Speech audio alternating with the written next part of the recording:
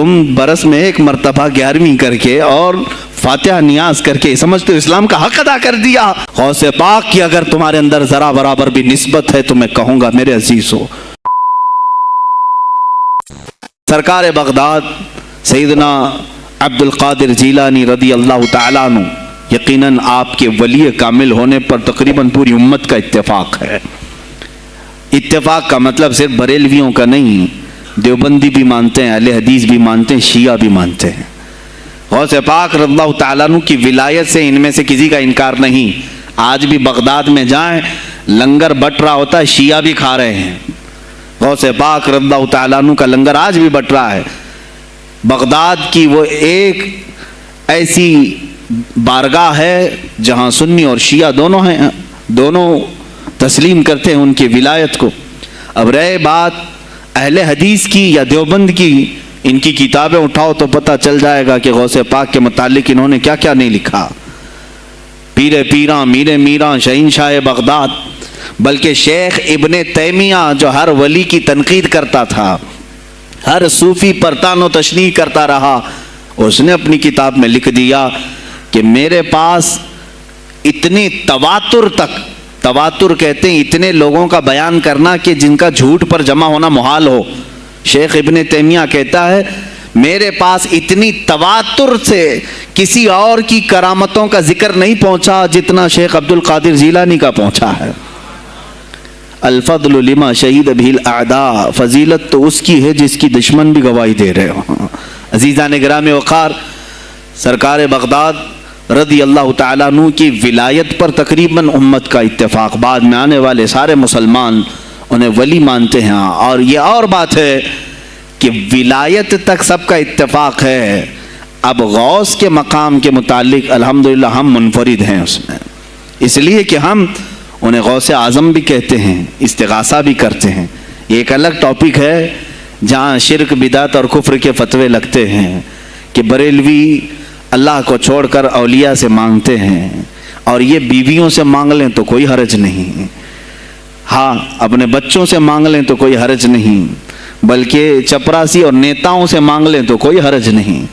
کسی صاحب نے آ کر کے مجھ سے کہا تھا آپ غوث اعظم کیوں کہتے ہیں؟ اعظم اللہ ہوتا ہے، سب سے اعظم غوث کہیں ٹھیک ہے۔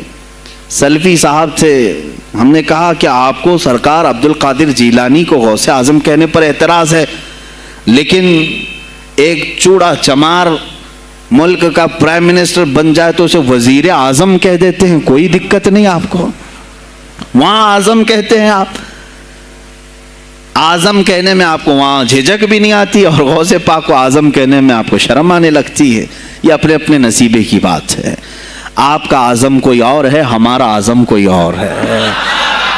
عزیزان گرامی، سرکار بغداد شہنشاہ ولایت سلطان الاولیاء سیدنا عبد القادر جیلانی رضی اللہ تعالیٰ عنہ، ماں کے پیٹ سے ہی ان کو ولایت عطا کی گئی۔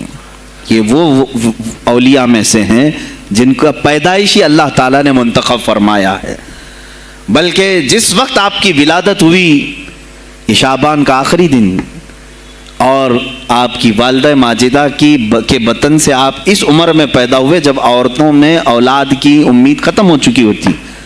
آپ کی ماں کی عمر 60 سال کی تھی جب آپ پیدا ہوئے، یہ خود اپنے آپ میں ایک کرامت ہے۔ اور سرکار بغداد رضی اللہ تعالیٰ عنہ جب جیلان میں پیدا ہوئے تو آپ کا معمول تو دیکھیں، آپ کی ماں خود بتاتی ہیں دوسرے سال غالباً لوگوں کو چاند میں شک ہو گیا، 29 کا چاند نظر آیا کہ نہیں آیا، بعض کہنے لگے ہو گیا ہوگا، بعض کہنے لگے نہیں ہوا ہوگا، تو یوم الشک کہتے ہیں، یعنی 30واں جو شعبان کا ہوتا ہے، وہ ایک رمضان بھی ہو سکتا ہے، 30 شعبان بھی۔ تو لوگ آئے حضرت فاطمہ ام الخیر کے پاس جو غوث پاک کی ماں ہے، پوچھا کہ کل کا چاند ہوا کہ نہیں ہوا، ہمیں شک ہو گیا ہے۔ آپ نے کہا چاند ہو گیا ہے اور رمضان شروع ہو چکا ہے۔ کہا کیسے؟ کہا صبح سے میرا بیٹا عبد القادر دودھ کو منہ نہیں لگایا ہے، اور میرے بیٹے کا یہ معمول ہے پچھلے رمضان سے ہی، جس وقت غوث پاک پیدا ہوئے رمضان شروع تھا۔ ان کی ماں کہتی ہیں سحری سے لے کر افطار تک غوث پاک اپنی ماں کا دودھ نہیں پیتے تھے۔ یہ بچپنے میں ماں کی گود میں روزے کا آپ کے اوپر کوئی مکلف نہیں تھے، آپ احکام شریعت ابھی آپ کے اوپر لاگو نہیں تھے، لیکن اللہ کا ایک ولی آتا ہے تو وہ نظام خدا قائم کرنے کے لیے آتا ہے۔ آج میں اسی پر گفتگو کرنا چاہوں گا۔ اللہ کے اولیاء ظاہر کیوں ہوئے دنیا میں اور کیوں آتے ہیں؟ ان کا سب سے بڑا مقصد دنیا میں آنے کا، جلوہ بار ہونے کا، وہ یہ ہوتا ہے کہ نظام خداوندی کو زمین پر قائم کریں۔ جس کی کائنات ہے اسی کی بات یہاں پر قائم ہونی چاہیے۔ اب یہ باتیں وقت کے ساتھ گزرتی جاتی ہیں اور لوگ بھول جاتے ہیں۔ آپ سب کو پھر میں یاد دلا دوں، میرے عزیز، میں نے بھی اور آپ نے بھی اللہ سے ایک وعدہ کیا ہے، ہماری روحوں نے اللہ سے وعدہ کیا ہے۔ جب اللہ تعالیٰ نے ہمیں پیدا بھی نہیں کیا تھا اس وقت ہماری روحوں کو بلا کر اس نے ایک وعدہ لیا، الست بربکم، کیا میں تمہارا رب نہیں ہوں؟ میں تمہارا مالک اور خالق نہیں ہوں؟ تو سب کی روحوں نے کہا تھا قالوا بلا وربنا، کیوں نہیں مولا، تو ہی تو ہمارا رب ہے۔ رب تعالیٰ نے فرمایا کیا تم اسی وعدے پر برقرار رہو گے دنیا میں جانے کے بعد؟ سب نے کہا تھا ہم وعدہ کرتے ہیں مولا اسی پر باقی رہیں گے۔ یہاں آنے کے بعد کتنے وہ لوگ ہیں جو اس کی ربوبیت کا اقرار کرتے ہوئے اس کائنات میں صرف اس کے گن گاتے ہیں۔ کفار و مشرکین تو وعدہ خلاف ہیں، توڑ دیے، انہوں نے اللہ کے علاوہ کسی اور کو خدا بنا لیا، لیکن تم نے اللہ اکبر تو کہا، زبان سے تو تم نے تسلیم کیا، لیکن تمہارا رہن سہن یہ بتاتا ہے کہ تمہارا مالک کوئی اور ہے، کسی اور کو راضی کرنے میں لگے ہوئے ہو، کسی اور کی دریوزہ گیری کر رہے ہو، کسی اور کی خوشامدی میں کھڑے ہوئے ہو، درباروں کے آستانوں کے دروازوں پر تمہارا کھڑا ہونا گھنٹوں پر کسی کو راضی کرنے کے لیے، یہ تمہارا عمل بتاتا ہے کہ تم نے رب اعلیٰ کو اکبر نہیں سمجھا۔ وعدہ تو تمہاری روحوں نے کیا تھا کہ تیرے سوا کسی کو ہم حاکم نہیں تسلیم کریں گے، حاکم اعلیٰ صرف اللہ ہے۔ اولیاء کاملین یہی بات یاد دلانے کے لیے آتے ہیں، پھر تمہیں یہ یاد دلانے کے لیے آتے ہیں، اور جس شان سے وہ دنیا میں آتے ہیں بچپن سے ہی ان کے حالات ایسے ہوتے ہیں کہ شریعت طاہرہ کی پابندی ان کے ہر قول و عمل میں نظر آتی ہے، ہر قول و عمل میں۔ اس لیے کہ ہم جس کی زمین پر ہیں اور جس کی آسمان کے نیچے ہیں، بات ہوگی تو صرف اسی کی ہوگی، بات ہوگی تو صرف اسی کی ہوگی۔ مجھے ایک بات یاد آتی ہے، سرکار مفتی اعظم ہند رحمۃ اللہ تعالی علیہ آپ کے سامنے کوئی صاحب تقریر کر رہے تھے، یہ زمین سب کی ہے، ان کی بھی ہے، ان کی بھی ہے، ان کی بھی ہے۔ آپ نے کہا چپ رہو، زمین اللہ کی ہے اور صرف اللہ کا نام ہو۔ یہ سب کی ہمت نہیں بولنے کی، زمین اللہ کی ہے اور اللہ ہی کا یہاں پر اللہ ہی کی بولی بولی جائے، اسی کے لیے زیب دیتا ہے۔ جس کے گھر میں رہ رہے ہو اسی کی بات کرو۔ عزیزان گرامی وقار، سرکار بغداد ان کی کرامات اپنی جگہ پر، لیکن ان کی زندگی کے کچھ اہم گوشے میں لے کر آج حاضر ہوں۔ آج ہمارے حالات کے اعتبار سے بھی ضرورت ہے اس کی۔ جب آپ پروان چڑھتے رہے اپنی ماں کی گود میں، بہت جلدی آپ کے والد گرامی کا انتقال ہو گیا۔ آپ سے خود پوچھا گیا تھا غوث پاک سے، آپ کی جوانی میں یا جب آپ کا شہرہ بغداد میں بہت ہو گیا تب پوچھا گیا تھا آپ کو اپنے ولی ہونے کا احساس کب ہوا؟ غوث پاک سے ہی پوچھا گیا تھا آپ کو کب پتا چلا اللہ نے آپ کو ولایت کا یہ مقام عطا کیا؟ آپ فرماتے ہیں جب میں 10 سال کا تھا، مدرسے جاتا تھا تو غیب سے ایک آواز آتی تھی، افصحوا فی المجالس لولی اللہ، غیب سے آواز آتی تھی اے لوگوں مجلس میں جگہ چھوڑ دو، اللہ کا ولی آ رہا ہے۔ یہ آواز صرف میں نہیں، میرے استاد بھی سنتے، وہاں بیٹھے شاگرد بھی سنتے، اور سب کھڑے ہوتے تھے، جگہ دیتے تھے۔ غوث پاک فرماتے ہیں جب ہر بار مجھے یہ آواز آنے لگی تب مجھے احساس ہوا کہ اللہ تعالیٰ نے مجھے ولایت کا تاج پہنایا ہے۔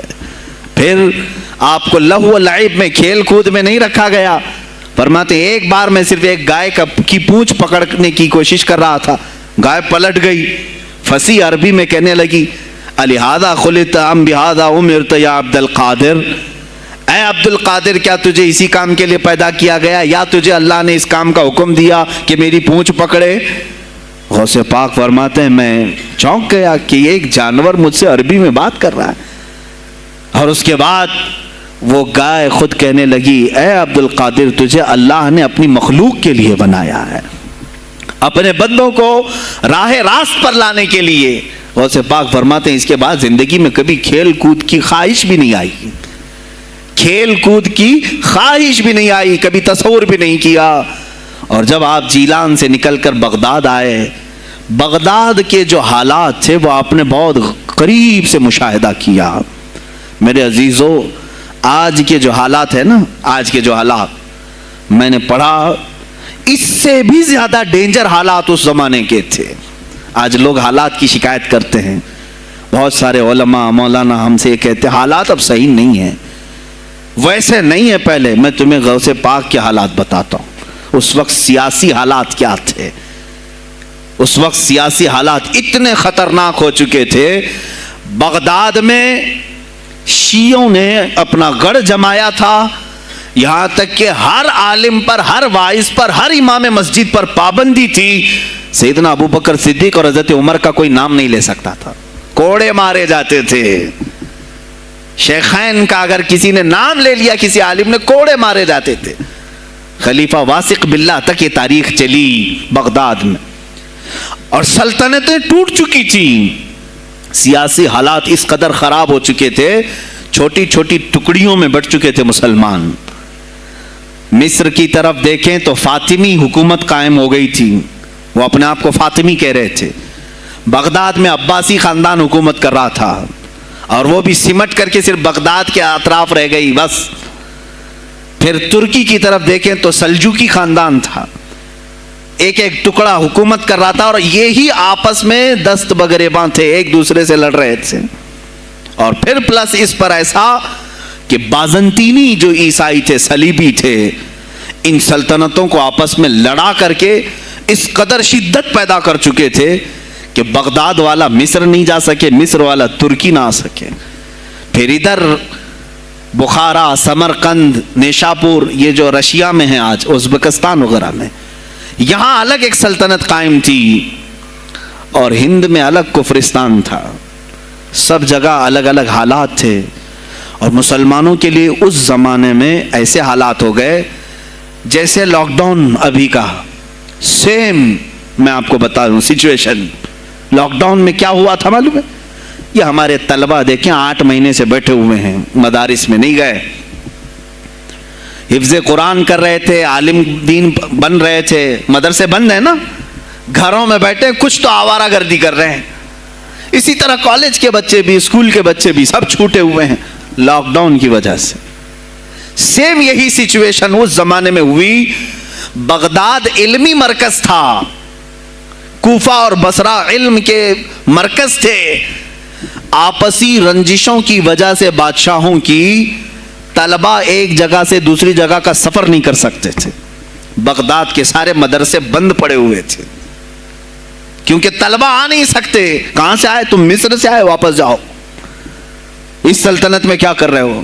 اس طرح کی سختیاں، یہاں تک کہ یہی زمانہ ہے جب حسن بن صباح نام کا ایک ایسا منافق جس نے اس زمانے کے بادشاہوں کو خرید لیا اور کچھ لوگوں کو نشے کا خوگر بنایا، حشیشین وغیرہ آپ نے سنا ہوگا، صلاح الدین ایوبی کا زمانہ ہے یہ۔ غوث پاک سے صرف 4 سال بعد صلاح الدین ایوبی آئے، صرف 4 سال بعد۔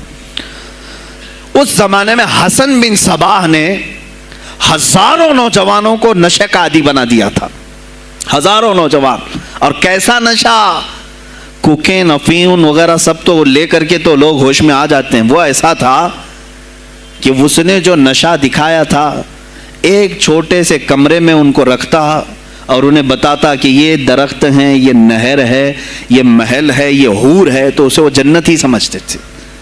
اور پھر اس کمرے سے باہر نکالتا اس کو، تڑپ تڑپ کے آدمی مر جاتا کہ مجھے میری جنت میں واپس کرو۔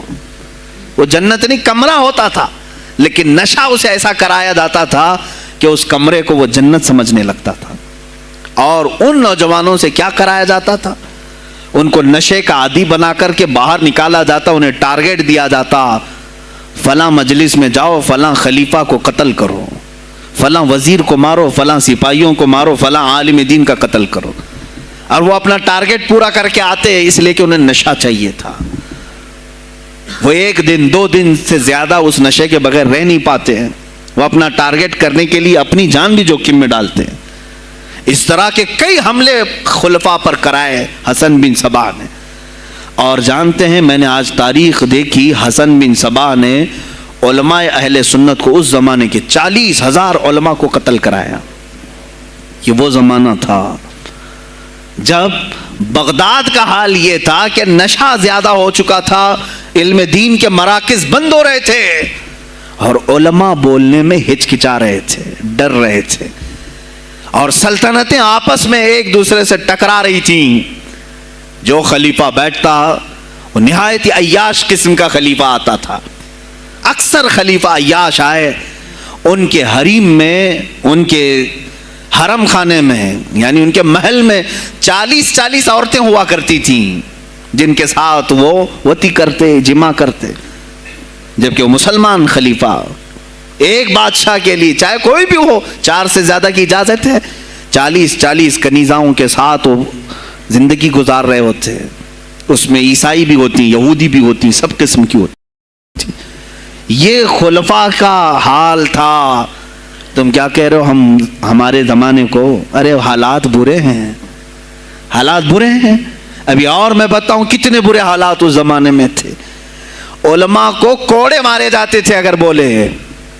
ارے شیخین کا نام لینے پر پابندی بغداد میں لگ گئی ہو, اس سے بڑا اور ظلم کیا ہو سکتا ہے؟ سیدنا ابو بکر صدیق حضرت عمر کا نام لینے پر کوڑے مارنے لگائے جاتے. ایسے حالات میں شہنشاہ بغداد سیدنا عبد القادر جیلانی بغداد آئے ہیں جب آپ کی عمر صرف 18 سال کی تھی. 18 سال کی جوانی میں آپ نے ملاحظہ کیا, حالات کو دیکھا, تعلیم حاصل کی بڑے بڑے اساتذہ سے. آپ کے اساتذہ فقہ میں الگ ہیں, حدیث میں الگ ہیں, تفسیر میں الگ ہیں, علم کلام میں, کئی علوم و فنون پہ آپ نے مہارت حاصل کی. اس کے بعد حالات دیکھ کر کے آپ نے کیا کہا, یہ اب یہاں سے میں ہر ایک عالم دین کے لیے بشمول من میرے لیے نصیحت سمجھتا ہوں. غور سے سن لیں. غوث پاک رضی اللہ تعالیٰ عنہ کی زندگی میں ایک موڑ ایسا آیا, اور شاید میں نے بھی کبھی کئی مرتبہ اس طرح سوچا ہے, میں کمپیئر نہیں کر رہا ہوں, لیکن سنیں حالات کو دیکھ کر کے غوث پاک نے جنگل کا رخ اختیار کر لیا. کیا لینا دینا ہے اس دنیا سے؟ اور آپ خود فرماتے ہیں کہ میرے دل میں یہ ارادہ تھا نہ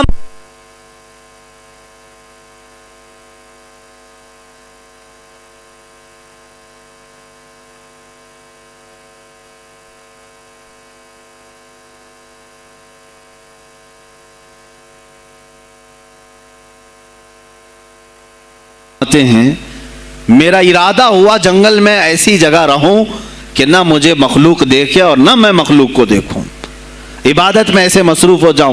جنگلوں میں آپ عبادت کرتے رہے, لیکن فرماتے ہیں مجھے غیب سے آواز آئی اللہ رب العزت کی طرف سے, کہا اے بندے قادر, آپ کا نام ہی عبد القادر ہے, اے قادر کے بندے تجھے اللہ نے جنگلوں کے لیے نہیں بنایا, امت مصطفیٰ کی رہنمائی کر, خلق خدا تجھ سے نفع حاصل کرے, واپس آ جا.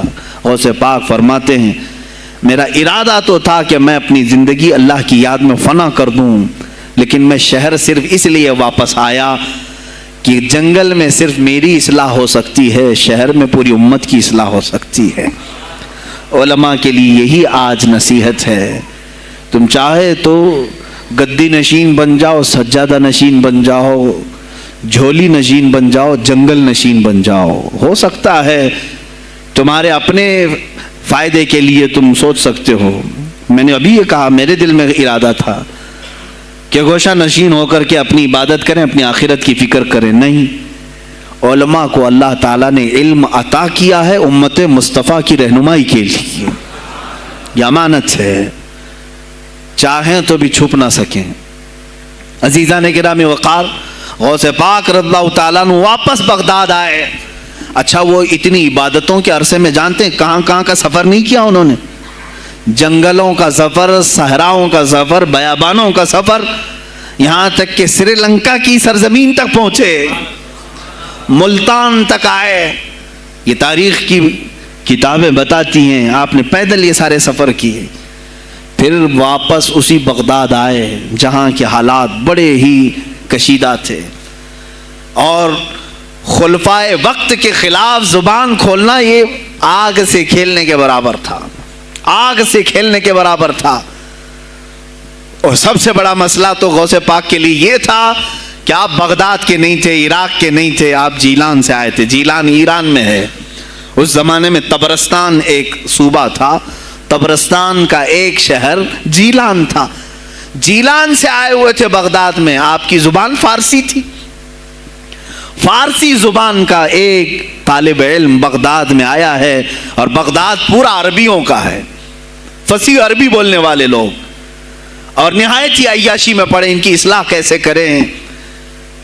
دل میں بار بار یہ احساس ہوتا.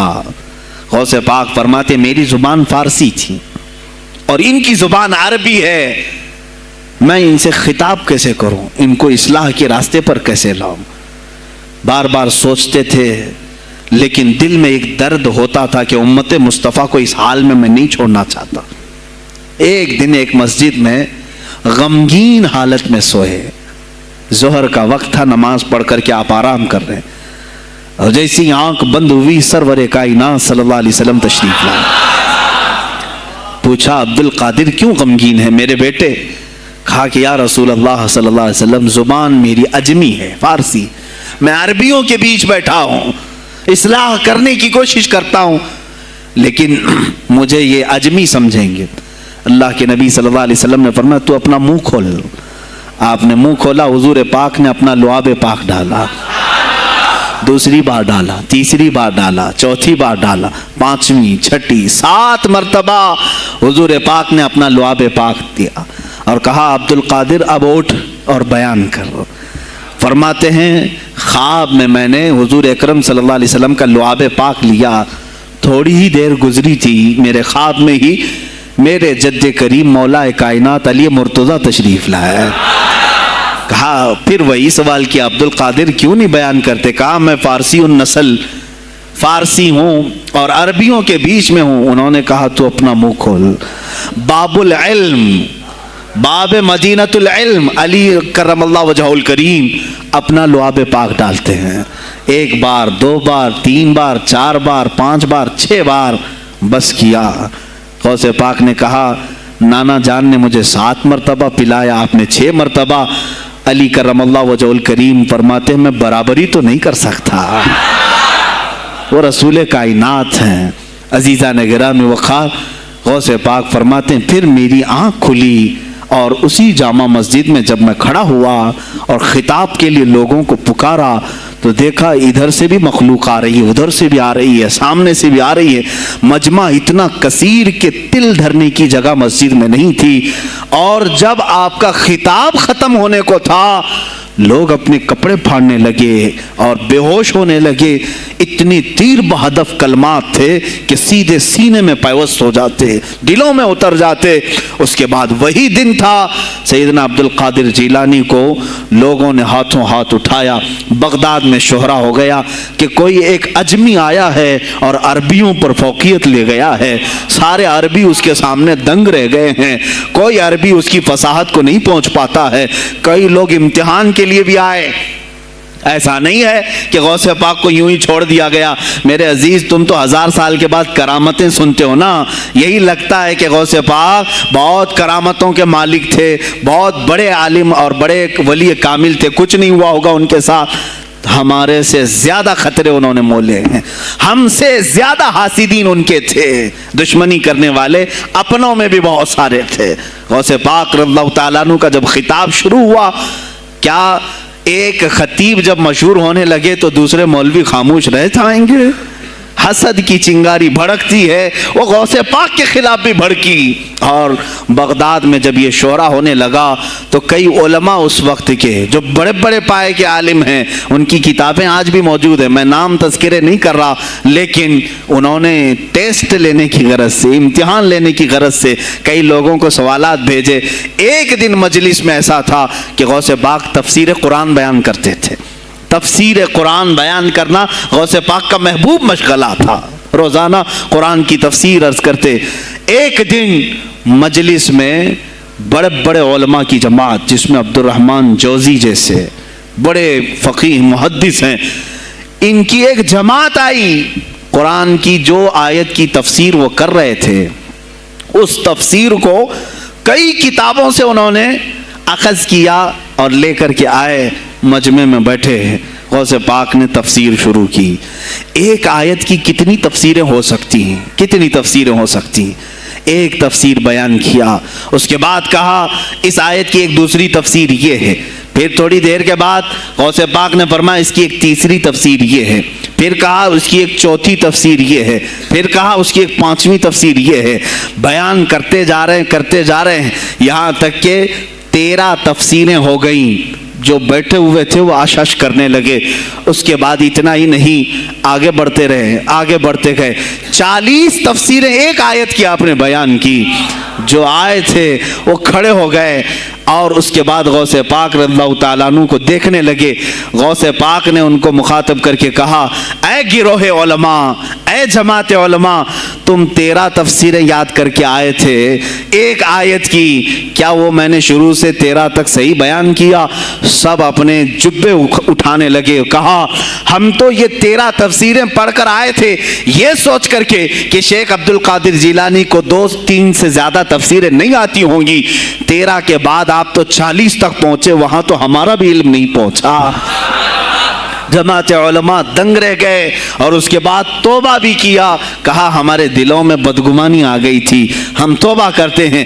غوث پاک رضی اللہ تعالیٰ عنہ ایک اور مجمع ایسا ہے کہ اس میں 40 کے قریب علماء ہے. سوالات الگ لے کر کے پھنسائیں گے کسی طرح سے ان کو، ڈیفیکلٹ سوالات لے کر کے. ایک بات یاد رکھنا، مشکات شریف کی حدیث ہے جس نے علم اس لیے حاصل کیا کہ کسی عالم کو نیچا دکھا دوں، اسے پھنسا دوں سوال کر کے، حضور فرماتے ہیں قیامت کے دن اسے آگ کی بیڑیاں پہنائی جائیں گے، اس کی زبان کو آگ کی کینچی سے کھینچا جائے گا.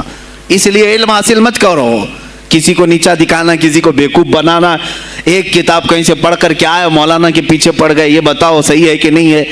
پھر اگر اس مولانا صاحب کے دماغ میں اس وقت وہ مسئلہ نہیں تھا، انہوں نے کہا نہیں معلوم، تو آپ کو لگا کہ ہاں میرے سے زیادہ تو ان کو بھی نہیں معلوم. تم نے تو ایک ہی چیز حل کر کے ان کے سامنے پیش کی ہے. عزیزان گرامی، اس طرح کی چیزیں ہرگز نہ کریں، یہ بہت بڑا گناہ ہے مغالطے میں ڈالنا. غوث پاک رضی اللہ تعالیٰ عنہ ایک جماعت سے خطاب کر رہے ہیں. 40 علماء ہے، الگ سوالات نوٹ کر کے، میں یہ پوچھوں گا، تم یہ پوچھنا، تم یہ پوچھنا. غوث پاک رضی اللہ تعالیٰ عنہ نے اپنا خطاب کیا اور سوالات کے لیے اس دن محفل کا وقت ہی نہیں دیا. کہا آج سوالات کوئی نہیں کرے گا. وہ لوگ تو سوالات لے کر کے آئے تھے. سب مجمع میں خطاب کے بعد جس کو جو پوچھنا ہے آپ کہتے ہیں کہ پوچھ لو. اس دن کا کوئی نہیں پوچھے گا، آؤ صرف مصافحہ کر کے جاؤ، آؤ صرف مصافحہ کر کے جاؤ. تو یہ جو علماء کی جماعت تھی ان کو بلایا. ایک آتے ان کو سینے سے سینہ لگاتے اور کہتے تیرا یہ سوال تھا، اس کا یہ جواب ہے. دوسرا آتا اس سے کہتے تو یہ گھر سے سوچ کے آیا تھا، تیرا سوال یہ ہے، اس کا جواب یہ ہے. اس طرح 40 سے مصافحہ کیا، معانقہ کیا.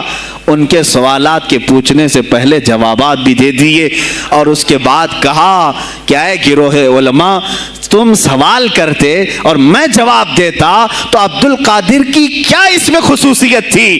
تم سوال بھی نہ کرو، میں جواب دوں، تب پتا چلے گا کہ میں بندہ قادر ہوں، میں قادر کا بندہ ہوں.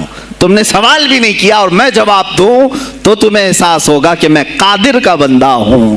اللہ رب العزت کا کی صفاتی نام ہے. عزیزان گرامی وقار، علماء نے تنگ کیا، پریشان کیا، آپ کے مجموعوں کو روکنے کی کوشش کی، لیکن ایسا نہیں ہے کہ غوث پاک نے ہر ایک کو اپنی کرامت سے زیر کر دیا ہو، ان علماء کو پورا سلا دیا ہو.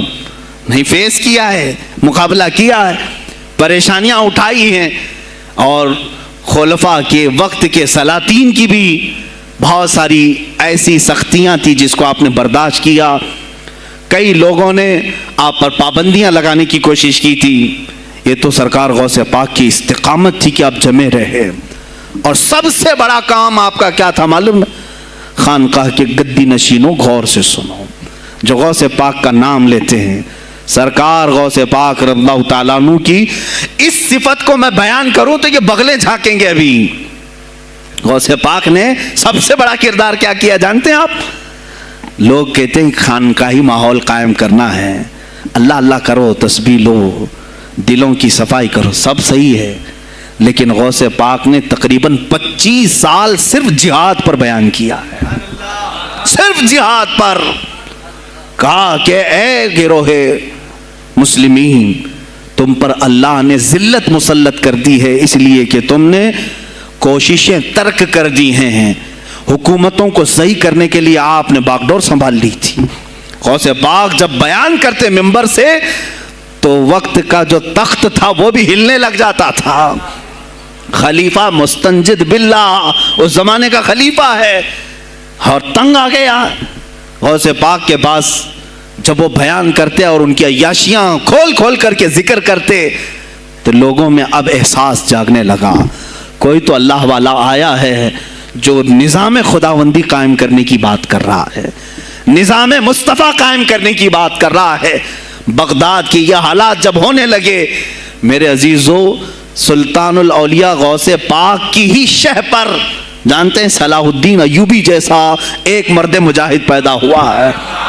یہ آپ کی تحریک تھی، غوث پاک کی تحریک تھی کہ جب بازنطینی عیسائیوں سے آپ نے اپنی پوری امت کو آگاہ کیا کہ تم سو رہے ہو، تم اپنی عیاشیوں میں ہو، تم اپنے نشے میں ہو، تمہارا دشمن تاک میں لگا ہے، گھات لگا کر کے بیٹھا ہے.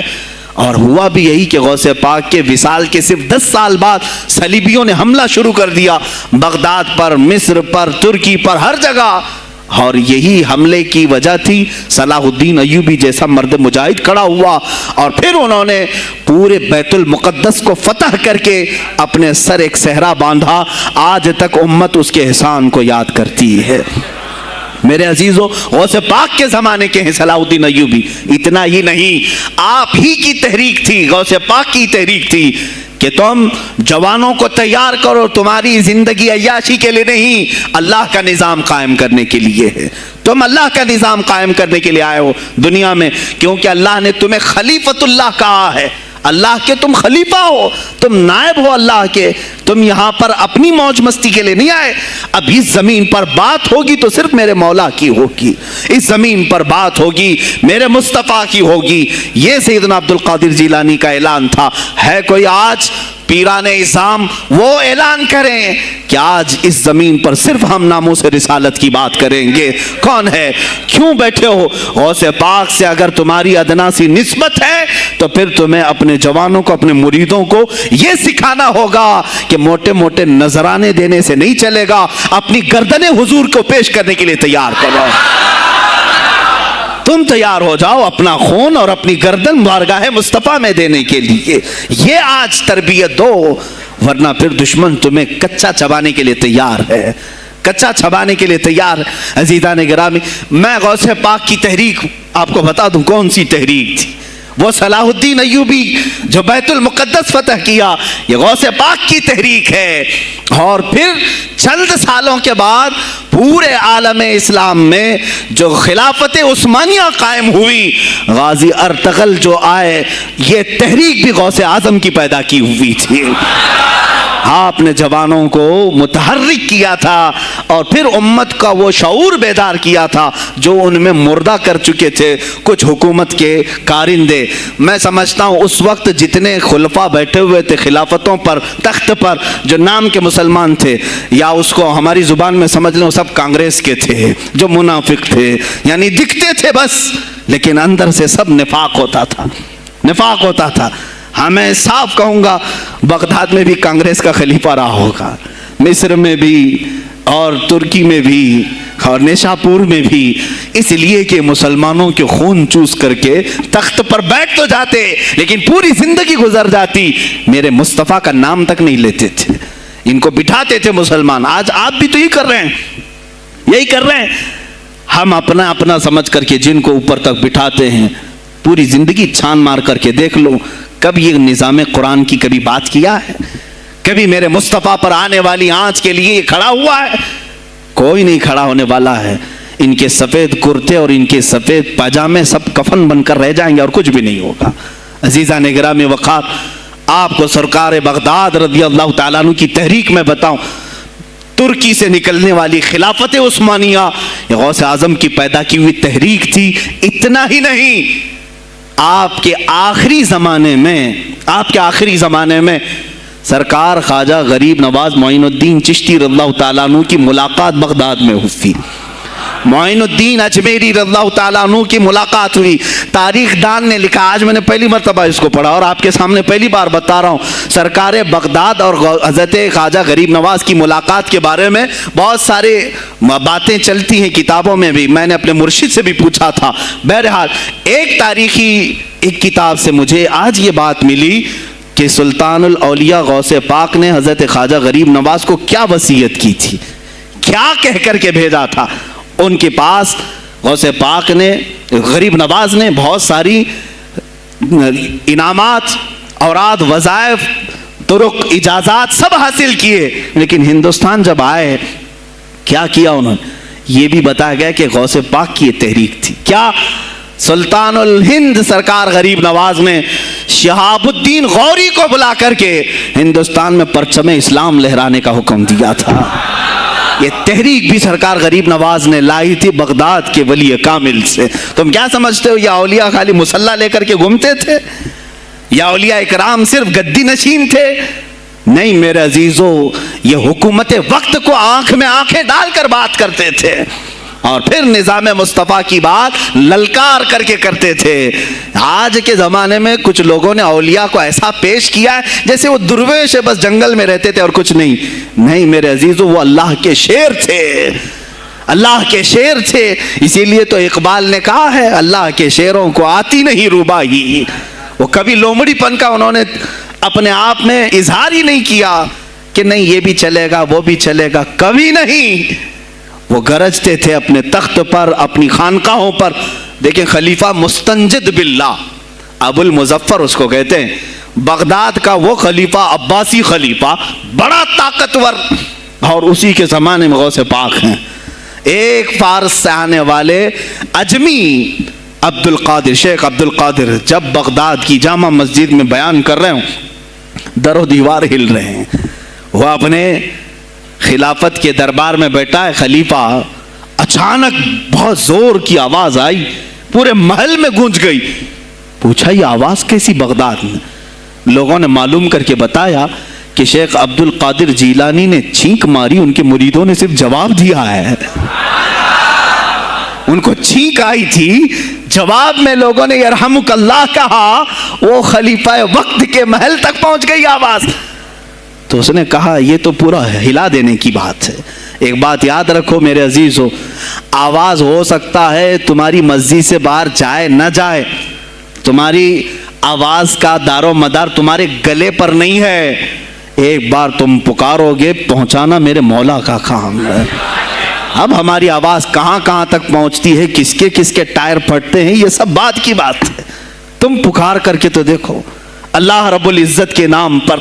عزیزان گرامی وقار، مستنجد باللہ آیا اور وہی کیا جو ہر عیاش کرتا ہے۔ ظاہر سی بات ہے، مولوی صاحب کچھ لے دے کے چھوڑ دو، جان بخش دو، جاؤ کہیں بیٹھو، آپ اللہ اللہ کرو۔ کہاں یہ حکومت سیاست کی باتوں میں آپ آ گئے؟ چند دنوں پہلے میں نے بھی سیاست کی بات کی تو مجھے بھی ایک مشورہ ایسا آیا کہ آپ کو انٹرسٹ ہے MP بننے کا، MLA بننے کا؟ میں نے کہا مجھے انٹرسٹ تو نہیں ہے، لیکن کرسی صاف کرنے کا انٹرسٹ بہت ہے، اس پر جو کچرا ہے اس کو صاف کرنے کا انٹرسٹ بہت ہے۔ انشاءاللہ العزیز وقت آئے گا وہ صاف ہوں گی بھی۔ عزیزان گرامی، مستنجد باللہ 10 اشرفیوں کی تھیلیاں لے کر سونے کی غوث پاک کے دربار میں آئے۔ آپ مریدین کے ساتھ بیٹھے، ارے وہ حال و قال کی مجلسیں ہیں. مستنجد باللہ آیا, غوث پاک کی بارگاہ میں کہا کہ یہ حضور آپ قبول کر لیں, نذرانہ ہے. آپ نے کہا تو رکھ لے اپنا نذرانہ, تو اپنے پاس رکھ لے. کہا کہ ہدیہ قبول کرنا سنت ہے, آپ سنت کے خلاف کرتے ہیں. غوث پاک نے کہا اللہ ایک تھیلی لیا اور اپنے بغل میں دبا کر کے اس کو نچوڑنا شروع کیا تو اس سے خون ٹپکنا لگا. خون اتنا ٹپکنے لگا تو حاضرین مجلس دم بخود رہ گئے. خلیفہ مستنجد باللہ بھی دیکھ رہا تھا. غوث پاک نے فرمایا ابھی تو یہ ایک تھیلی ہے, میں 10 کو نچوڑوں گا تو یہ خون تیرے دربار تک پہنچ جائے گا, تیرے دربار تک پہنچ جائے گا. تو مجھے وہ اشرفیاں دینے آیا ہے جو تو نے غریبوں کے مال کو چوس کر کے حاصل کیا, تو مجھے خریدنے کے لیے آیا ہے. اگر مجھے تیرے خاندان کی حرمت کا خیال نہ ہوتا تو میں آج پورے بغداد کی نالیوں میں اسی کا خون بہاتا. خلیفہ مستنجد باللہ بے ہوش ہو گیا, اور اس کے بعد جب ہوش آیا اس نے توبہ کیا اور آپ کے ہاتھ پر بیعت بھی کیا. اب اس کے بعد وہ خلیفہ ایسا پاک ہوا, نظر غوث جو پڑھی. اب اس کے بعد دربار خلافت کے حالات کیا ہو گئے سنیں. میں آج سیاست پر بات کر رہا ہوں. اب خلیفہ مستنجد باللہ کا دل جب صاف ہوا, 8 دن کے بعد وہ حاضر آیا. کہا سلطان الاولیاء اے شیخ عبد القادر جیلانی, آپ حکم فرمائیں کہاں کس طرح کا گورنر رکھنا چاہیے, گورنر کس طرح کا ہونا چاہیے آپ دیں. غوث پاک نے اپنے خلفاء کو حکم دیا کہ لسٹ بنائی جائے, اسلامی سلطنت میں گورنر کون ہوگا. لسٹ بنی. کہا وہ ہوگا جس کی تہجد قضا نہیں ہوتی, وہ گورنری پر آئے گا جو سنت رسول کو ہلکا نہیں سمجھتا ہوگا, وہ گورنری پر آئے گا جس کی نمازیں کوئی قضا باقی نہ رہی ہوں, اس لیے کہ جو اللہ کا قرضہ باقی رکھے گا وہ لوگوں کا بھی مال کھا جائے گا. آپ نے لکھایا نام, خلیفہ مستنجد باللہ نے آپ کے اشارے پر گورنر پورے تبدیل کر دیے. ہر جگہ پر ایسے لوگوں کو رکھا جو سرکار غوث پاک کے یا تو مرید تھے یا خلیفہ تھے یا شاگرد تھے, اور ان کے دلوں میں اللہ کا خوف تھا, اور وہ پورے بغداد اور آس پاس کی سلطنتوں کو سنبھالے ہوئے تھے. ایک وقت ایسا آیا کہ وہی چند سال پہلے جو بغداد نشے میں ڈوبا ہوا تھا, 10 سالوں کے بعد لوگ کہنے لگے کہ آج بغداد ایسا لگ رہا ہے جیسے عمر بن خطاب کا زمانہ آ گیا ہو, عمر بن خطاب کا زمانہ آیا ہو. تم نے تو غوث پاک کی 11ویں کھائی ہے نا, اصلاح حکومت ان سے نہیں سیکھا. وہ آئے تھے نظام تبدیل کرنے کے لیے. آج میں علماء سے بھی یہی کہوں گا, تم حق بات تو پہنچاؤ قوم تک. آج حالات ایسے ہیں میرے عزیزوں, ڈر اور خوف ان کے سینوں پر طاری ہوا. کس بات سے ڈرتے ہو؟ کیا تم نے اللہ کی ذات پر ایمان نہیں لائے؟ یہ نہیں کہتے ہو موت و حیات اللہ کے ہاتھ ہے, رزق اللہ کے ہاتھ ہے, پھر ڈرتے حکومت وقت سے کیوں؟ مجھے ابھی چند دنوں پہلے ایک میسج یہ بھی آیا تھا کہ حضرت آپ تو پاکستان کے علامہ خادم حسین کی تعزیت پر بیان کر رہے ہو, آپ دیکھ نہیں رہے یہاں کا ماحول کیسا ہے. عزیزان گرامی, اس دن مجھے افسوس اس بات پر ہوا, سوال پر, ہائے افسوس, اس قدر تمہارے ضمیر مردہ ہو گئے, اس قدر تم بزدل ہو گئے. لاکھوں لوگوں کے دلوں میں شمع عشق مصطفیٰ جگانے والے پر تمہاری زبان بند ہے, تمہاری زبان بند ہے. میں نے صرف ایک جملہ کہا, کوئی فرق نہیں پڑتا, میں اس ملک میں رہ رہا ہوں جہاں کا پرائم منسٹر ایک سور خبیث فرانس کے صدر کے لیے ٹویٹ کر سکتا ہے, تو میں پڑوسی ملک کی کسی عاشق رسول کی تعزیت کیوں نہیں کر سکتا؟ کیوں نہیں تعزیت کر سکتا؟ اگر ہندوستان کی تخت پر بیٹھنے والے کو فرانس کے صدر سے کوئی دلی عشق ہے, محبت ہے, تم اس کی معشوقہ ہو یا محبوبہ ہو, مجھے فرق نہیں پڑتا, لیکن اتنا ضرور ہے عاشق رسول مشرق میں ہو, شمال میں ہو, جنوب میں ہو, مغرب میں ہو, جب اس کی روح جائے گی تو ہماری بھی روح تڑپے گی. ہماری ڈور بندھی ہوئی ہے مدینہ الرسول سے. میرے آقا صلی اللہ علیہ وسلم کی جو بات کرے گا وہ پھر کسی بھی ملک کا باشندہ ہو. تم کہتے ہو تعزیت کے لیے, ارے میرے عزیز اگر میں سامنے ہوتا تو اس کے قدموں کی خاک میں اپنے امامے پر رکھتا.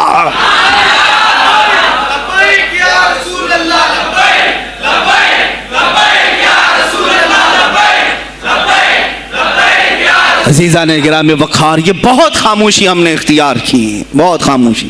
کوئی بات نہیں, تم دیکھو گے حالات خراب ہونے کی جو شکایات آج کر رہے ہیں علماء, تم سب کے سب جاؤ گے. مجھے ابھی بچوں نے بتایا کوئی کانگریس کے لیڈر کا انتقال ہو گیا تو پیر صاحب تعزیت کے لیے باہر کھڑے ہو گئے, باہر آ گئے. ہم ان کی تعزیت کرتے ہیں. ڈوب مرو چلو بھر پانی میں, تمہاری گدی پہ ہی مر جاؤ. تمہاری زبانوں پر جب عاشق رسول کے لیے تعزیت کے الفاظ آنے میں ہچکچاہٹ آتی ہے, کون سا عشق رسول, کون سا کلمہ تم نے پڑھا ہے؟ غوث پاک کی اگر تمہارے اندر ذرا برابر بھی نسبت ہے تو میں کہوں گا میرے عزیزو, سلطان الاولیاء غوث پاک عاشق رسول ہی نہیں فنا فی الرسول تھے. میرے نبی کی بات پر اگر کوئی انگلی بھی اٹھاتا, آپ یا تو اپنی کرامت سے اس کا منہ توڑ جواب دے دیتے. کسی عیسائی نے صرف یہ کہا تھا میرے نبی عیسیٰ افضل ہے, وہ مردوں کو زندہ کرتے تھے. آپ کو جلال آیا, کہا محمد افضل نہیں ہے اس لیے کہ وہ مردے زندہ نہیں کرتے تھے. آپ اس کا ہاتھ پکڑ کر قبرستان لے گئے. میرے نبی پر بات کرتا ہے, میں تجھے زندہ کر کے دکھاتا ہوں. اپنی کرامت سے مردے کو زندہ کر کے دکھایا. اب بول کون افضل ہے, عیسیٰ افضل ہے کہ میں افضل ہوں؟ تو نے تو عیسیٰ علیہ السلام کو مردے زندہ کرتے دیکھا تو نہیں, لیکن عبد القادر کو سامنے دیکھا. غوث پاک نے کہا میں اپنا موازنہ عیسیٰ علیہ السلام سے نہیں کرتا ہرگز, لیکن یاد رکھنا میرے نبی پر اگر زبان کھولے گا تو عبد القادر اپنے قدم سے اس کو جواب دے گا. وہ جواب دیتے. آپ کی زندگی ناموس رسالت کی حفاظت کے لیے گزری ہے. سلطان الاولیاء غوث پاک رضی اللہ تعالیٰ عنہ کی بارگاہ میں جب ایک سوال آیا کہ لوگ کہتے ہیں نبی ہر جگہ کیسے حاضر ہو سکتے ہیں, آپ نے خود کر کے دکھا دیا.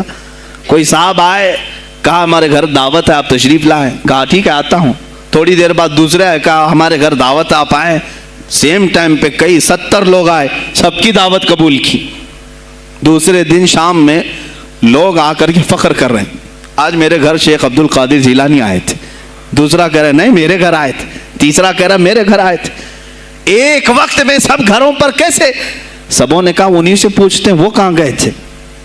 جب لوگ آئے تو سننے میں یہ آتا ہے کہ آپ ایک درخت کے نیچے بیٹھے تھے. لوگ سوال کرنے کے لیے آئے, سب آپس میں کہہ رہے ہیں ہمارے گھر آئے تھے, ہمارے. آپ بتائیں کیا کس کے گھر گئے تھے؟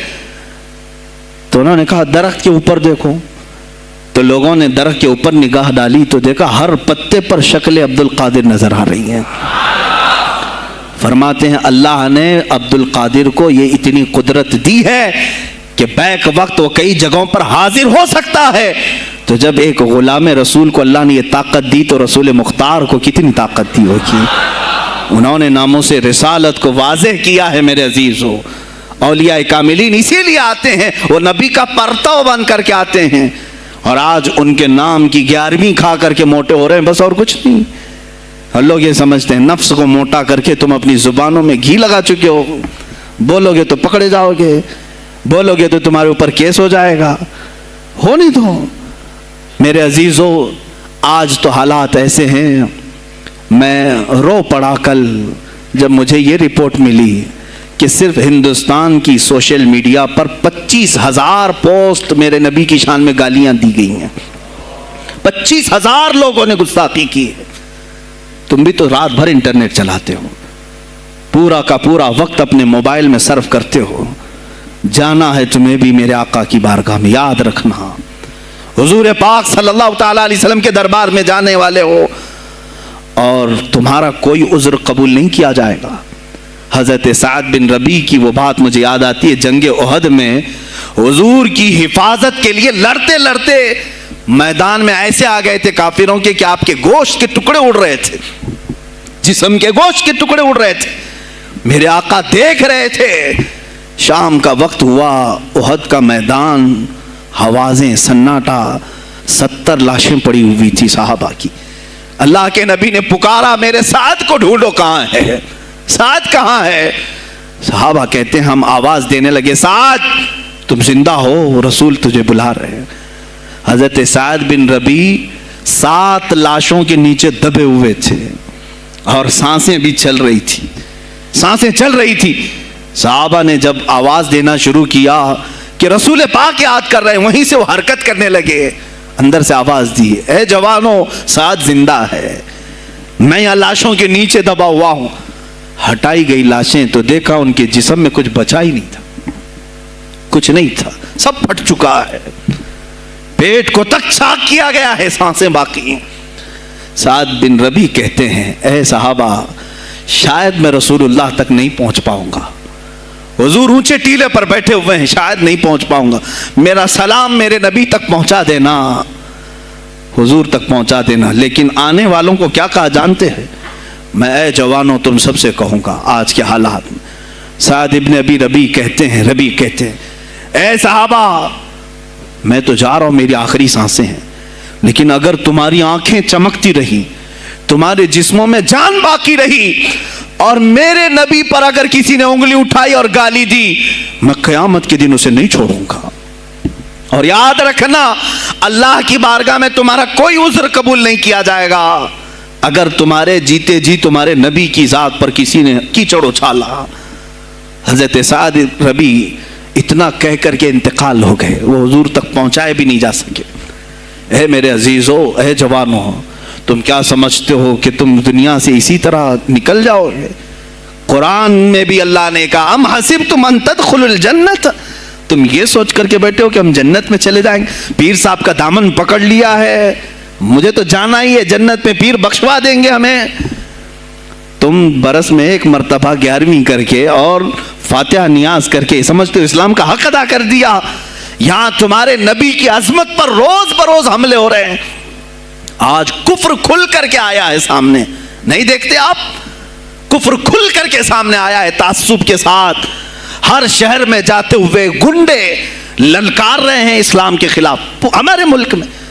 اگر میں کھل کر کے آیا تو میرا کیا جرم ہے اس میں؟ میرا کیا قصور ہے اس میں؟ کیا اب بھی میں نہ بولوں؟ ہاں آج تمہارے پاس طاقت ہے، پاور ہے، جو کچھ بھی حسر اور رسوخ ہے، اس سے زیادہ کیا کرو گے کہ تم مجھے جیل میں بند کر دو گے؟ میں کل کی تفسیر میں بھی یہی کہا، ایک مولانا صاحب نے کہا کیا آپ اتنا بول رہے ہیں، آپ پر ایسے ایکٹ لگائے جائیں گے کہ زندگی بھر آپ کی ضمانت ہی نہیں ہوگی، آپ پر ایسے قانون لگائے جائیں گے کہ آپ کی زندگی بھر ضمانت ہی نہیں ہوگی۔ میرا دل یہ کہتا ہے اے لوگو، اس طرح جی کر فائدہ بھی کیا؟ ایسی آزادی کس کام کی جس میں روز اٹھتے ساتھ میرے نبی کی شان میں گستاخیاں ہم سن رہے ہوں اور حضور کو کوسا جا رہا ہوں، ہم کھاتے پیتے گھوم رہے ہوں؟ اس سے بہتر ہے کہ جیل کی کوٹری میں ہم زندگی گزار لیں، کل بارگاہ مصطفیٰ میں اٹھنے والا چہرہ تو رہے ہمارے پاس۔ اگر اللہ کے نبی صلی اللہ تعالیٰ علیہ وسلم نے سوال کر لیا پکڑ کر کے کہ تیرے زندگی میں، تیری جوانی میں مجھ پر تو لوگ رنگیلا رسول کہہ رہے تھے، تو کیا کہہ رہا تھا؟ تو کیا کہہ رہا تھا اس زمانے؟ تم کیا کہو گے؟ اے اللہ کے نبی میں مزدور تھا، میں کچھ نہیں کر سکتا تھا، میں غریب تھا، کام کاج کرتا تھا، میں کچھ نہیں کر سکتا تھا۔ یاد رکھو اس وقت میرے آقا تمہارے سامنے بلال حبشی کو لا کر کھڑا کر دیں گے۔ یہ کیا تھا بلال؟ یہ تو غلام تھا، اس کی پیٹھ پر سل رکھ کر کے پیٹھ گلا دی جاتی، تب بھی اپنی زبان پر میرا نام لینا نہیں چھوڑتا تھا۔ تم کون سی مزدوری کی شکایت لے جاؤ گے؟ بہانہ کرو گے اللہ کی بارگاہ میں، رسول کی بارگاہ میں بہانہ کرو گے؟ اے گروہ علماء، تم کو اللہ نے ممبر دیے ہیں خطابت کے لیے، اللہ نے اپنے رسول کا ممبر تمہیں دیا ہے، اس لیے نہیں کہ تم حکومت کی خوشامدی کرو، تم اپنے وقت کے طاغوتی قوتوں کی خوشامدی کرو، اس لیے نہیں، بلکہ آج تم سے قوم مصافحہ کر کے ہاتھ چومتی ہے صرف اس لیے کہ تمہاری زبان پر نام مصطفیٰ ہے۔ آج علماء کی جو عزت ہے صرف اس لیے، تمہاری پگڑیاں، تمہارے جبے دیکھ کر کے قوم عزت نہیں کرتی، صرف اس لیے ان کے دلوں میں تم مچلتے ہو کہ تم مصطفیٰ کریم کی باتیں کرتے ہو۔ علماء کو جاننا چاہیے کہ تمہاری عزت نبی سے وابستہ ہے۔ آبرو ماذا نام مصطفیٰ است، ہماری آبرو، اقبال نے کہا تھا، ہماری آبرو نام مصطفیٰ سے وابستہ ہے۔ اگر اسی نام کو کسی نے چھیڑا تو پھر ہمارا جی کر مطلب کیا ہے؟ ہم کس کام کے؟ میں ایک مثال سے سمجھاتا ہوں۔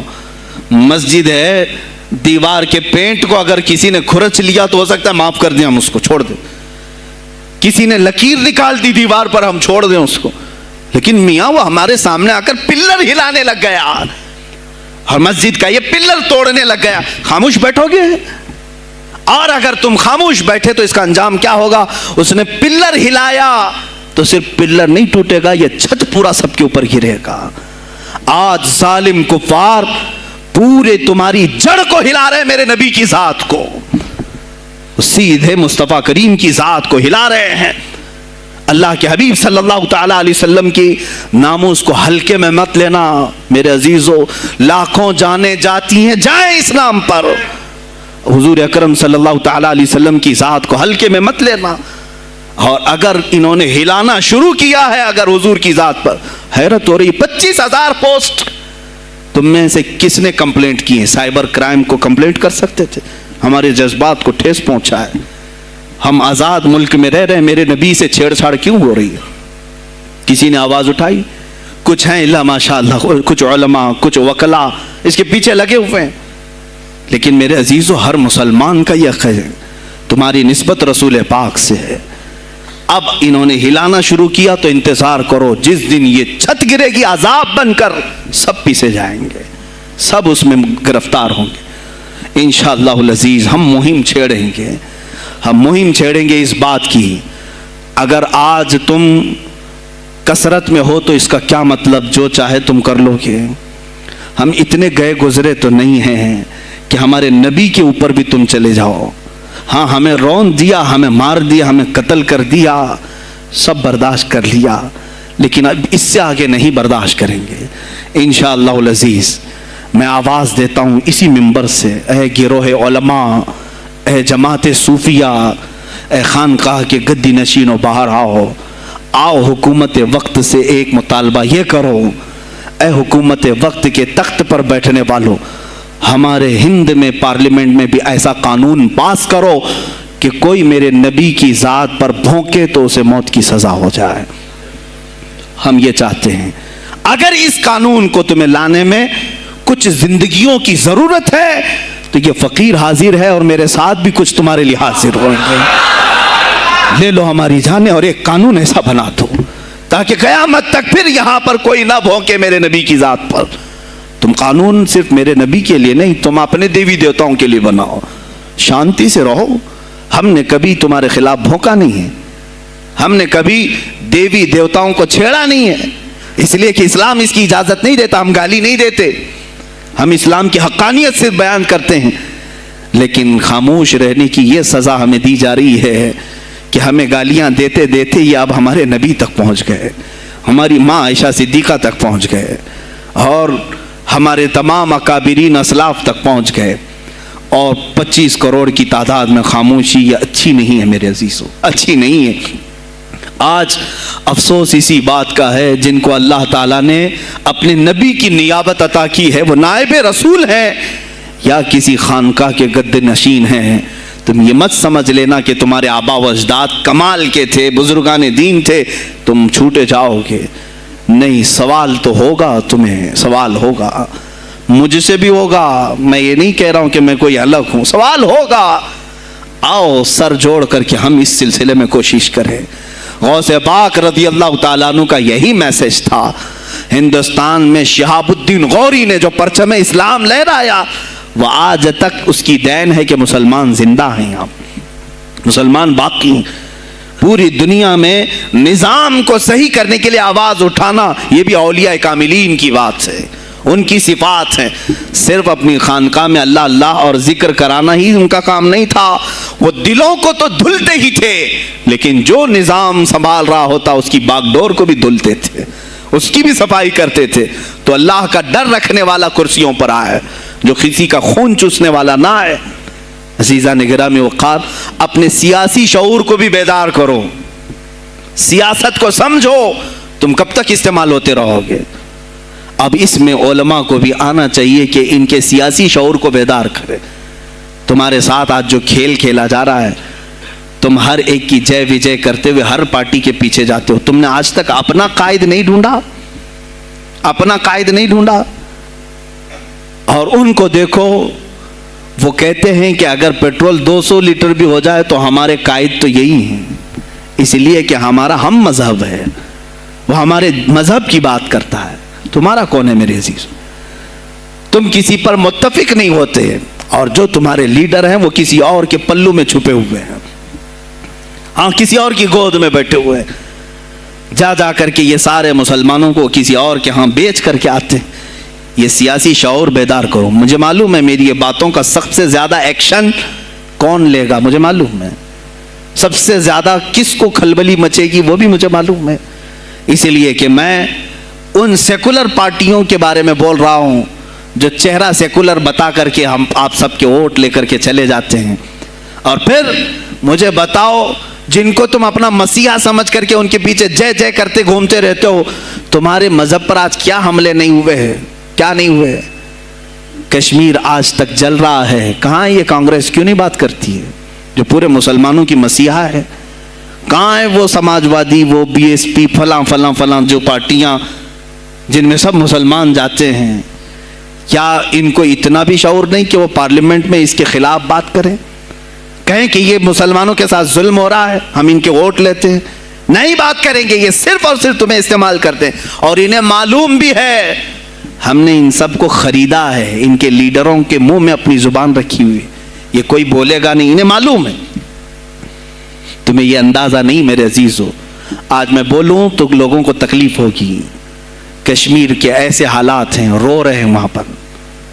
ایک مولانا ہیں، مسجد کے امام ہیں، انہوں نے کہا باضابطہ حلفیہ کہا نوجوان میرے پاس نماز کے لیے آتا تھا، اس نے یہ کہا کہ حضرت کیا سوسائڈ کرنے کی اجازت ہے؟ کہا کیوں؟ کہا میرے گھر میں کچھ لوگ داخل ہوئے، میں ان کا نام ذکر نہیں کر رہا ہوں، کچھ لوگ داخل ہوئے، مجھے ہاتھ باندھ کر کے کھڑا کیا، میری ماں اور میری بہن کو ننگا کیا، میرے سامنے کپڑے اتارے اور ان کی عزت لوٹی، اور اس کے بعد مجھے ہاتھ کھول کر کے چھوڑ دیا۔ مجھے بتائیں اس کے بعد بھی جینے کا کوئی مقصد رہتا ہے؟ مجھے بتائیں اس کے بعد بھی جینے کا کوئی حاصل ہے؟ یہ سب تمہارے ساتھ بھی ہوگا۔ جہاں میجورٹی ان کی مسلمانوں کی تھی وہاں یہ ننگا ناچ کر کے دکھایا ہے، تو یہاں تو تم بہت قلت میں ہو، تمہارے ساتھ بہت کچھ ہو سکتے ہیں، اب بھی اگر خاموش رہے۔ اسی لیے میں بار بار کہتا ہوں اٹھو، وہ گھر نہ حشر نہ ہوگا پھر کبھی، دوڑو کہ زمانہ چال اپنی چل گیا۔ تم اپنی سیاست کو منتخب کرو، تم اپنی قیادت کو منتخب کرو، اور اگر ابھی بھی سیاسی لاشعوری کی زندگی گزارتے رہو گے لقمے بنتے چلے جاؤ گے، یہ کھاتے چلے جائیں گے۔ بات میں سلطان الاولیاء غوث پاک کی کر رہا تھا، لیکن مجھے یہ حالات پر گفتگو ضرور کرنی ہے، اس لیے کہ مجھے معلوم نہیں ہے کہ میری زبان پر کب تالے لگائے جائیں گے یا میری گردن پر کب چھری پھیری جائے گی، مجھے اس کا اندازہ نہیں۔ لیکن اے مسلمانوں، تم میری ذات سے الجھتے ہو تو الجھ جاؤ، مجھے اگر بلیم کرتے ہو، تانے مارتے ہو تو مار لو۔ چند دنوں کی بات ہے، جب تک میری سانسیں چل رہی ہیں تب تک مجھے گالیاں دو گے، لیکن جس دن میں بھی دنیا سے جاؤں گا اس دن تم ہماری باتیں یاد رکھو گے، اس دن یاد کرو گے۔ مجھے اپنے بچوں کو یہی بتانا ہے کہ اب وہ دور آیا ہے جہاں ممبروں سے بھی بولنے میں اب گھبراہٹ ہے، لوگ اپنے خوف کے مارے ایسے ہیں کہ اپنی روزی روٹی کے چکر میں میرے مصطفیٰ کی گالیاں سننا برداشت کر رہے ہیں۔ دیتا ہے دینے دو نا، ہمارا کیا بگڑتا ہے؟ اس پوزیشن میں تم آئے ہو آج، تمہارا امام جب اتنا بزدل ہے تو تمہارے دلوں میں کون سا ایمان باقی رہ جائے گا؟ اس لیے شعور پیدا کرو۔ اگر اولیاء کی نسبت تمہارے دل میں ذرا برابر بھی باقی ہے تو اٹھو میرے عزیزو، آپ قیامت کے دن جواب دہ ہوں گے میرے نبی صلی اللہ تعالیٰ علیہ وسلم کی عظمت پر۔ آج جو حملے ہو رہے ہیں یہ ہماری زندگی کا سب سے بڑا ایشو ہے۔ آج مطالبے کرو، مانگو تو کس چیز کو مانگو؟ بس یہ ہے کہ میری نبی کی عزت سلامت رہے، مجھے دنیا میں اور کچھ نہیں چاہیے۔ اتنا مطالبہ تو کر سکتے ہو، اتنا مطالبہ کرو، اور پھر دیکھو میرے مصطفیٰ کی طرف سے انعام کیا ملے گا، اللہ کی طرف سے انعام کیا ملے گا۔ ارے وہ مرد قلندر جو پاکستان میں ابھی شہید ہوا، کس بات کا اعلان کرتا تھا؟ کس کو پکارتا تھا؟ کس کو للکارتا تھا؟ صرف یہی تو بات کرتا تھا کہ تاجدار ختم نبوت، اور میدان میں معذوری کے ساتھ بھی آ کر کہتا تھا لبیک یا رسول اللہ، اے اللہ کے رسول میں حاضر ہوں، اپنی جان لے کر آیا ہوں۔ اور تم یاد رکھنا تمہاری ٹانگیں تو سلامت ہے، کل بروز قیامت ہو سکتا ہے تمہارا سامنا اس خادم حسین سے ہو، تمہاری ٹانگیں دیکھ کر کے پوچھی جائیں گی۔ معذور ہونے کے بعد جب کوئی میدان میں میرے نبی کی عظمت پر پہرا دینے کے لیے آ سکتا ہے تو تم نے اپنی ٹانگیں کس کام کے لیے رکھی تھی؟ میرے عزیزوں، میں نے جتنی طاقت مجھے اللہ نے دی میں بول رہا ہوں، اب اس کے بعد کا محاذ تمہیں سنبھالنا ہے، آگے کی ہماری فکروں کو تمہیں لے جانا ہے۔ شاید اس زمانے میں ہم جی رہے ہیں جہاں اتنی آزادی نہیں ہوگی، چھوٹی سی بات کو آج بہت بڑا بنا کر کے اسے ختم کیا جاتا ہے، لیکن مجھے اندازہ ہے اس بات کا، ہندوستان کی آزادی میں بھی میرے اکابرین میں 30,000 علماء نے اپنی جانیں دی ہیں۔ کشمیر سے لے کر دلی تک ہر درخت پر ایک عالم کی لاش لٹکی ہوئی تھی، ان کی جانیں، ان کی قربانیاں رائیگاں نہیں گئیں۔ 70 سال سے ہم مزے لے رہے ہیں، ان کی قربانیاں ہیں یہ۔ علامہ فضل حق خیر آبادی کو انڈمان نکوبار پوری زندگی کے لیے قید کر کے ختم کر دیا گیا، مزار بھی وہیں پر ہے آج۔ تو آج مجھے اندازہ ہے اگر میں نے اس بات کی شروعات کی ہے، ہو سکتا ہے یہ جو کچھ بھی ہمارے ساتھ کریں، لیکن مجھے میرے رب ذوالجلال کی ذات پر یقین ہے۔ میں یہی کہوں گا، اے اللہ، اگر ہمارے مقدر میں شہادت ہے تو اس سے بہتر کوئی اور موت ہے نہیں۔ اے رب ذوالجلال، اس حالت میں دنیا سے اٹھا جب تو ہم سے راضی ہو۔ اگر تو نے ہمارے لیے ایک لمحے کے لیے بھی ناراضی ہے، مولا پھر ہمیں مہلت دے دے کہ تجھے راضی کر کے جائے، تجھے راضی کر کے جائے۔ میرے مصطفیٰ صلی اللہ تعالیٰ علیہ وسلم کو قبر میں ہمیں دیکھنا ہے، اس لیے ہم قبر میں جا رہے ہیں، لیکن اس حال میں دنیا سے جائیں کہ ان کی عظمت پر کچھ بول تو سکیں، ان کی ناموس پہ کچھ کر تو سکیں۔ عزیزان گرامی، سلطان الاولیاء شہنشاہ بغداد رضی اللہ تعالیٰ عنہ کی ذات پر جو ان کی کرامات ہیں وہ ساری چیزیں پھر کبھی میں ذکر کروں گا۔ آج اسی پر میں اختتام کرتا ہوں، اسی پر جیو اور اسی پر مرو، انہیں جانا انہیں مانا، نہ رکھا غیر سے کھا، للہ الحمد میں دنیا سے مسلمان گیا۔ آج لے ان کی پناہ، آج مدد مانگ ان سے، پھر نہ مانیں گے قیامت میں اگر مان گیا۔ اس لیے کہ رسول پاک صلی اللہ تعالیٰ علیہ وسلم کے سوا کوئی اس قیامت کے میدان میں تمہارا دستگیر نہیں ہے۔ جب تک وہ تیری سفارش نہ کریں، اللہ بھی تجھ سے کلام کرنے والا نہیں ہے۔ جب امام اہل سنت نے یہاں تک کہہ دیا خلیل و نجی مسیح و صفی سبھی سے کہیں نہ بنی، یہ بے خبری کی خلق پھری کہاں سے کہاں تمہارے لیے، رسول پاک ہی کے لیے تم وہاں پر بھی اٹھائے جاؤ گے۔ میں یہی میسج دے کر کے جاؤں گا جو میرے مرشد گرامی نے آخری وقت دیا تھا، زندگی یہ نہیں کسی کی کسی کے لیے، زندگی ہے نبی کی نبی کے لیے۔ نہ سمجھ مرتے ہیں زندگی کے لیے، نہ سمجھ مرتے ہیں زندگی کے لیے، جینا مرنا ہے سب کچھ نبی کے لیے۔ بلحوث سن، سیم و زر کی بندگی اچھی نہیں۔ بلحوث کہتے ہیں ہوس کا پجاری، خواہشات کا پجاری۔ میرا مرشد یہ کہہ کر گیا ہے ہمیں، بلحوث سن، سیم و زر کی بندگی اچھی نہیں، ان کے در کی بھیک اچھی، سروری اچھی نہیں، ان کے در کی بھیک اچھی، سروری اچھی نہیں۔ اور کہتے ہیں جو پیا کو بھائے اختر وہ سہانا راگ ہے، جو پیا کو بھائے اختر وہ سہانا راگ ہے، جس سے ناخوش ہو پیا وہ راگنی اچھی نہیں۔ جو میرے نبی کو ناپسند آئے وہ بات ہی اچھی نہیں، جو میرے نبی کو ناپسند کام ہو وہ کام ہی اچھا نہیں، جس سے ناخوش ہو پیا وہ راگنی اچھی نہیں۔ وآخر دعوانا الحمدللہ رب العالمین۔ السلام علیکم۔